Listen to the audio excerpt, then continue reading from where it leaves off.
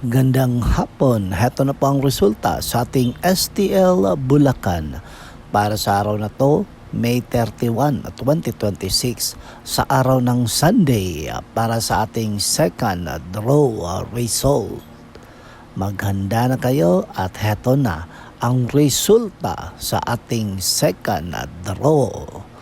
At para naman po sa ating STL Bulacan second draw result, ang resulta ngayong hapon ay ang numerong ito.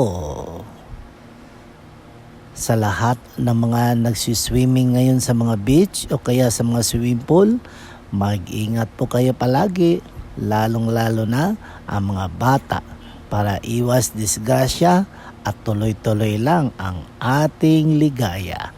Okay? Ingat palagi. Don't forget to subscribe.